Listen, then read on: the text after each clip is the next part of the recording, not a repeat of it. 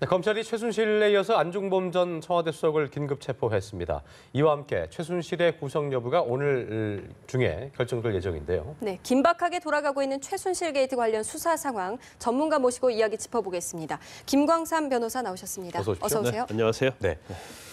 검찰이 어제 최순실의 구속영장을 청구를 했죠. 저희 시간대는 이제 청구 안 된 상태고 청구가 그 이후에 됐는데요. 네. 어떤 혐의를 적용할 것이냐 이게 좀 초미의 관심이었는데 직권남용이라는 사기 미수였어요. 일단 여기서 이제 저희도 뭐 언론 보도에 나갔습니다만 이걸 놓고 해석이 많은 게 공무원이 아닌데 왜 뇌물 수수 혐의가 아니고 직권남용이냐 이런 얘기가 많더라고요. 이 부분 좀 짚어주시죠. 일단 이제 직권남용과 관련된 부분에서는 공무원이 자기의 직무를 이용해서 상대방에게 의무 없는 일을 하는 게 직권남용이거든요. 예. 그래서 최순실 씨는 공무원이나 공직자가 아니죠.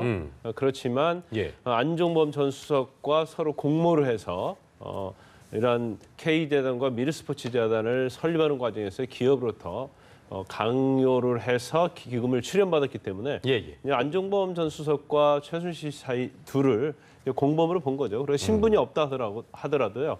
공무원과 공모를 하면 공무원이 아니더라도 거기에 대한 죄책을 물을 수 있게 돼 있습니다. 네, 공범으로 인해서 일단 직권남용은 혐의가 적용이 된 거고 사기 미수는 어떤 겁니까 또? 예. 근데 사기 미수에 관해서는 오히려 좀 의외였어요. 이제 법조에서 볼 때.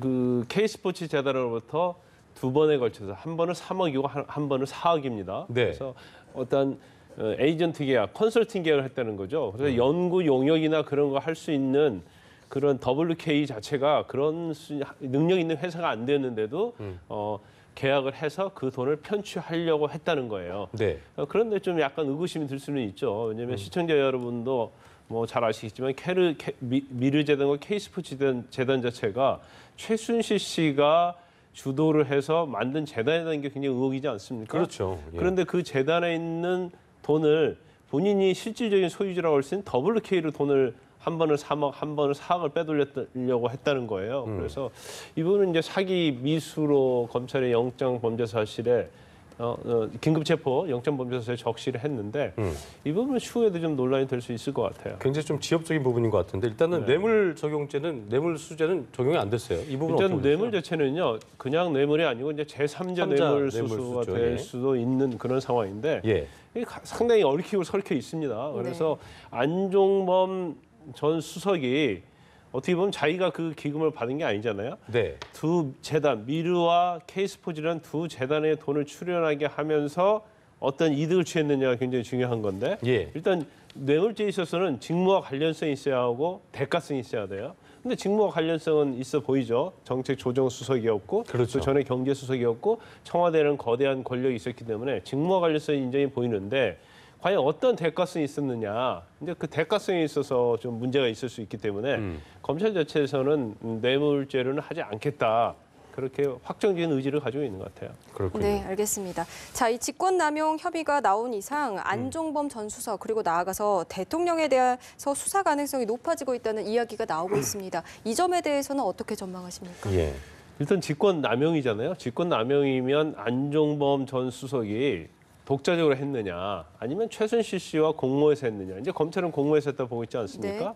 그러면 대통령의 지시를 안 받고 안종범 수석이 과연 이런 일을 할 수 있느냐. 이제 거기에 대한 의문이 있을 수밖에 없어요. 그런데 이제 안종범 수석이 어제 검찰에 들어가서 조사를 받았는데 정확하게 어떻게 조사를 받았다고는 나오지 않아요. 근데 제가 추측해 보건데 언론에 나온 걸 전체적으로 종합해봐서 본인은 아무튼 대기업이 기금을 출연하도록 요청한 건 맞다. 이제 그렇게 할 가능성이 크다고 봐요. 그렇지만 이건 내 직무를 이용해서 강요한 건 아니다. 자발적인 모금이었다. 아마 그건 명백히 얘기를 하고 있는 것 같고요. 그다음에 박근혜 대통령과 관계인데 이것도 상당히 미묘한 부분이 있어요. 박근혜 대통령이 지시를 해서 모금을 하도록 했다. 이렇게 만약 얘기를 했다고 하면 이제 박근혜 대통령이 관련성이 있지 않습니까? 그러면 지시를 했는데 그게 강요성이었느냐 아니었느냐 그게 문제가 될 수 있어요. 근데 아마 안종범 전 수석은 박근혜 대통령이 공식 석상에서 미르나 K스포츠 재단에 관해서 얘기를 했었고 자발적인 기업들이 출연하는 거 그런 것들은 좀 바람직하다 그런 식으로 얘기했기 때문에 나는 직접 지시를 하지 않았지만 그런 취지를 알아듣고 내가 독려를 한 것이다. 그러면 그게 사실되면 사실 박근혜 대통령이 됐건 안종범 전 수석이 자유로워질 수 있는 거거든요. 네. 그렇지만 그거에 어쨌든 그 위법은 아니라는 거죠. 그 부분이. 그렇죠. 네. 그게 이제 바로 오늘 내일 최순실도 마찬가지고요. 안종범 수사에 대한 영장 실질 심사가 열리게 되면 그 부분이 굉장히 논점이 될 겁니다. 네. 그렇지만 일단 기금 그 양 재단을 설립 과정에서 박근혜 대통령한테 보고를 했다. 그 얘기는 나오고 있거든요. 네. 그렇기 때문에 이게 강요성이 있든 아니든 간에 보고를 했다는 것은 박근혜 대통령이 설립 과정에 대해서 다 알고 있다는 걸 의미하잖아요. 예. 그러면 박근혜 대통령을 상대로 설립에 있어서 어떤 강요성이 있었느냐. 이제 그 부분이 조사하지 않을 수 없는 이제 그런 그 상황으로 부분에 가고 대해서는 있어요. 기본적으로 돈을 모금 당한 네. 기업들의 진술도 좀 필요하겠네요, 그죠? 기업들 진술이 굉장히 중요하죠. 그런데 이제 그 기업들이 대보면 뭐 가석방 대상이 된다거나 예. 사면 대상이랄지 이제 그런 기업들이 지금 상당히 관여가 돼 있죠. 그러면 명시적으로 그거에 대해서는 얘기하지 않지만 기업의 어떤 약점에 있는 걸 살짝 언급하면서 출연을 하도록 유도를 했다고 한다면 네. 그것은 어차피 명시적이지 않다 하더라도 강요가 될 수 있는 소지가 굉장히 크다고 보는 거죠. 이게 참 말이 아다르고 어다른 개념인 것 같은데 결과적으로 강요성을 검찰에서 입증하지 못한다면 그게 또 애매할 수 있겠네요, 그죠? 아 그렇죠. 처벌하기가. 그래서 이제 강요성과 관련해서도 사실 이승철 정경심 부회장이 안종범 전 수석이 개입했다는 건 얘기를 했잖아요. 네. 네. 그 부분이 명백히 어떤 억압적이고 강요적이었느냐 그 부분은 분명치 않아요.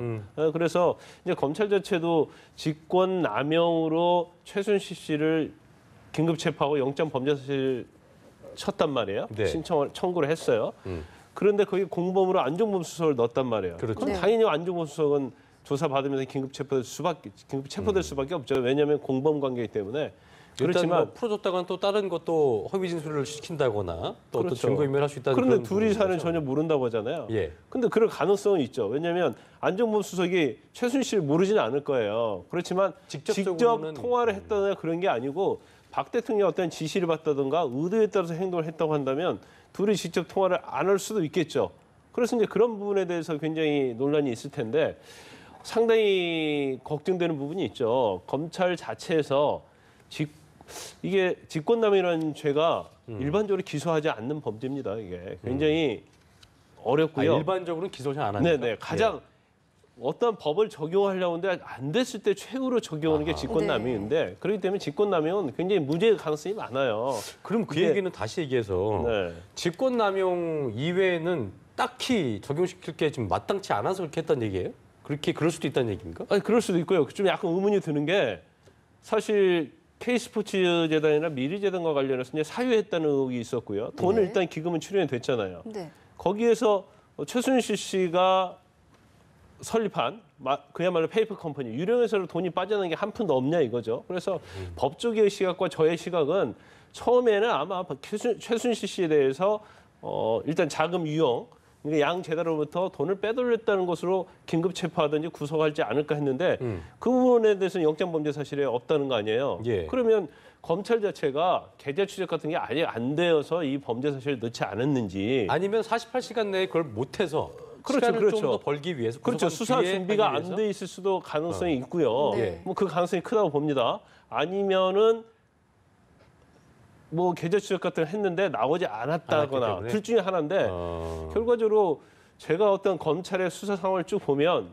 수사가 사실 지난주 토요일, 일요일 또 최순실 씨가 귀국하면서 굉장히 급속도로 이루어졌잖아요. 그래서 그 과정이 있기 때문에 그 안에 계좌 추적 같은 거 할 가능 그 시간제 여유가 없었고 그렇겠네요. 네. 또 그게 계좌 추적에 나왔다고 해서 그걸 바로 범죄 사실이 될 수는 없어요. 연관성을 따져보고 조사를 해야 하거든요. 네. 그래서 그런 건지 아니면 나온 것이 없어서 그런 건지 그런 게 좀 의문이 되고 네. 직권남용으로만 이게 이 사건이 계속 진행이 된다고 한다면 잘못하면 무죄도 나올 수 있는 면죄부를 줄 수 이상하게 있는 좀 물타기가 그런 될수 상황으로 있는, 갈 수도 예. 있어요. 이게. 그래서 여쭤보고 싶은 게 48시간 내에 이제 구속영장을 청구해야 되기 때문에 청구했고 네. 구속영장 발부가 된다고 오늘 한다면 이후에 이제 지금 검찰이 진행하고 있는 수사 상황들이 있을 거죠. 수사거리들이. 그러니까 네. 추가 적용된 혐의들이 뭐 지금까지 의혹된 부분만 뭐 10가지가 넘기 때문에 네. 이후에 이제 추가 적용된 혐의들 어떤 게 더 있을 수 있을까요? 예상을 해본다면. 근데 가장 중요한 부분이 아까 말씀드린 것처럼 자금 이용을 했느냐 그 부분이죠. 왜냐하면 재단 자체가 어떤 공공적인 성격을 띈 것이 아니고 최순실 씨가 재단을 이용해서 어떤 사적 이익을 취득하려는 그런 목적으로 설립했다는 그런 의혹이 있고 또 신빙성이 굉장히 있거든요. 그래서 그 부분에 관한 800억 상당의 어떤 그 재단의 돈을 어떤 식으로 유용을 했느냐 그건 이제 횡령 배임 정도 되겠죠. 그 부분이 굉장히 앞으로 수사에서 제일 중요한 쟁점 중에 하나가 되고요. 네. 그다음에 두 번째는 이제 국정농단과 관련된 부분이죠. 국정농단죄는 없어요. 단지 청와대 어떤 기밀문서, 외교가 됐건 정치가 됐건 아니면 경제와 관련된 기밀문서를 정말 입수했느냐, 또 어떤 방식으로 입수했느냐에 따라서 이제 공무상 비밀 누설이랄지 역시 이것도 공무상 비밀 누설도 원래는 그 비밀을 취급하는 사람만 처벌할 수 있는 거지만 직권남용죄와 마찬가지로 최순실 씨의 어떤 지시 또는 최순실 씨와 공모해서 이루어졌다고 한다면 전체적으로 같은 공범이 될 수 있는 거죠. 네. 그러한 부분들과 또 외국으로 어떤 외화를 어떻게 빼돌리냐에 따라서 이제 외화관리법 위반이랄지 또 본인의 딸인 정유라 씨의 2대 입학 과정에서 어떤 허위적인 게 있었느냐 아니면 협박적인 게 있느냐에 따라서 업무 방해가 될 수 있고요. 나머지에서는 어떤 속여서 뭘 했다고 한다면 유괴한 공무집행방해 이제 여러 가지 범죄가 있을 수 있죠. 예, 알겠습니다. 알겠습니다. 자, 그러면 이번엔 최순실 씨의 수사 과정을 좀 짚어보겠습니다. 우선 어제 구속영장이 청구는 됐습니다. 그리고 오늘 구속 전 피의자 신문 영장 실질 심사를 앞두고 있는데 그렇습니다. 이후의 수사 과정이 또 어떻게 진행될지 그리고 이 영장 실질 심사에서 어떤 이야기가 주로 오갈지 좀 전망을 해보신다면요. 최순실 씨는 아마 그렇게 주장할 가능성이 커요. 나는 안종범 수석을 전혀 모른다. 네. 그리고 양 재단의 기금 설립과 운영에 나는 관여한 바가 전혀 없다. 그렇게 얘기를 할 겁니다. 그래서 거기다 이제 직접적인 증거를 검찰이 가지고 있는지 어쩐지 모르겠어요. 그다음에 대통령의 지시를 받아서 한 적이 없다. 이렇게 가겠죠. 그래서 그 운영 과정에 있어서 어떤 돈을 빼돌리냐 그런 부분들이 영장범죄수사에 전혀 안 들어가 있기 때문에 네. 사실 직권남용과 관련된 부분에서 이게 국민의 의혹적인 이렇게 큰 사건이 아니라고 한다면 사실 검찰이 영장 발부에서 굉장히 고민을 할 가능성이 커요. 예. 그렇군요. 그렇지만 외부적으로 드러난 거에 보면 서로 어떤 연결 없이는 이루어질 수 없단 말이에요. 그리고 재단과 관련된 부분에 있어서는 미르 재단에 있어서는 차은택이라는 아주 최순실 씨가 가까운 사람이 들어가서 박근혜 대통령과 정부의 사업인 문화융성 사업과 관련해서 많은 돈을 어떻게 보면 회사를 통해서 그 개입한 그런 정황이 있잖아요. 예. 그다음에 K스포츠 재단과 관련해서도 최순실 씨와 관련된 사람들 예를 들면 마사지 센터 뭐 센터장이 거기에서 뭐 이사장을 하고 네. 뭐 그런 것들이 전체적으로 보면 당연히 이게 재단과 관련이 있다고 볼 수밖에 없거든요. 네. 그래서 이러한 간접적인 거에 의해서도 인정될 가능성이 큰데 아마 구속은 할 가능성이 크다고 봐요. 그렇지만 이게 법정에 가서는 이게 100% 유죄가 나올 것이다. 그 부분, 그 직권남용 부분 관련해서는 그래요. 그건 확신할 수는 없어요. 그러니까 물증이 중요한 건데 지금 최순실 측근들 중에서도 최순실에게 감정을 갖고 좀 이반이 생긴다거나 그런 상황이 나오면서 여러 이제 증언들이 나오고 있잖아요. 근데 물증이 없는 상황에서 증언들로만은 어떻게 처벌을 한다거나 그러긴 좀 어렵습니까, 이게?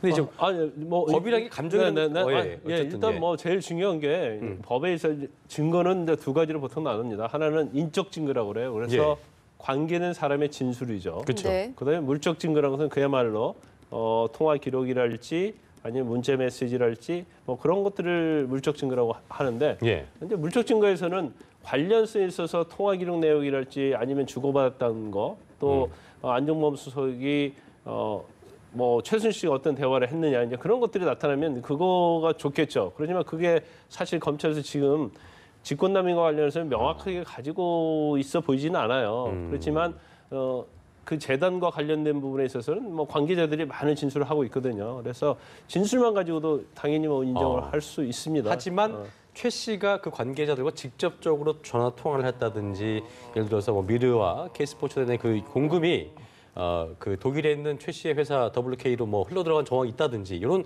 물증들이 있다면 더욱더 확실하게 잡을 수 있다는 그런 부분인데 그런 것들은 굉장히 확실할 수 있는 것들이죠. 알겠습니다.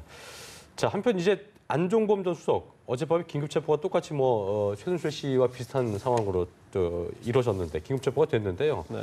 일단 체포 이후 저희가 앞서도 좀 알아봤지만 일단 체포 이후 다시 한번 정리해 주시죠. 이건 직권남용이죠. 그래서 양 재단, K스포츠재단과 미래재단과 관련해서 기업들로부터 자신의 어떤 수석의 지위를 이용해서 기업들이 내고 싶지 않았는데 출연을 하도록 그래서 한 800억 상당을 출연을 받았다. 근데 그게 중요한 범죄 사실이죠. 알겠습니다. 이게 보니까 근데 안종범 수석은 그 최순실과는 다르게 서울구치소 범털집합소로 불리우는 이 서울구치소 아니고 네. 남부로 갔더라고요. 이거는 뭐 다른 이유가 있는 거예요? 서울구치소는 일단 서울에 굉장히 가깝죠. 예. 그리고 시설이 좋아서 서울구치소를 뭐 서울구치텔이다 이렇게 얘기를 많이 하고 또 정치인과 관련된 사람들이 거의 서울구치소에 있는데 이게 약간 관할적인 측면도 있어요. 그러니까 서울중앙지검에서 수사한 사건은 거의 다 서울구치소로 가죠. 예. 네. 근데 왜 단지 남부로? 뭐 서울고등법원에서 재판을 받는 사건 그런 경우에는 이제 항소를 해서 서울고등법원 가는 경우에는 1심에서 어떻게 하느냐에 따라서 서울구치소 가는 경우도 있고 서울 남부구치소 가는 경우도 있습니다. 그렇습니까? 근데 서울 남부구치소가 원래 이제 영등포구치소가 지금부터 한 5년 전에 그리 이전했거든요. 예, 예. 그래서 굉장히 시설이 아마 대한민국 구치소 중에서는 뭐 가장 제일 좋다는 거죠. 더 좋을 겁니다. 좋아서 서울구치소에는 일단 뭐 최순실 씨가 있고 남부구치소에는 안종범 씨가 있는데 이게 꼭 뭐 분리를 하겠다 그런 의도일 수도 있겠지만 그러니까 구치소에서 남자와 여자는 변호인 접견도 완전 틀립니다. 아, 그래요? 네, 1층에 있고 여자 경우에는 들어가면 입구 1층에 있고요. 남자 경우에는 안쪽으로 많이 들어가서 2층에 있어요. 그래서 둘이 안종범 수석하고 최순실 씨하고 만날 기회는 거의 없어요. 또 운동할 때도 뭐 남녀가 구분해서 운동하기 때문에 이제 변호인 같은 경우에는 뭐 입구에서 마주칠 수는 있겠지만 그렇지만 이제 원칙적으로 둘을 좀 분리해 놓으려는 검찰의 뭐 의도가 있지 않나 싶습니다. 알겠습니다. 네.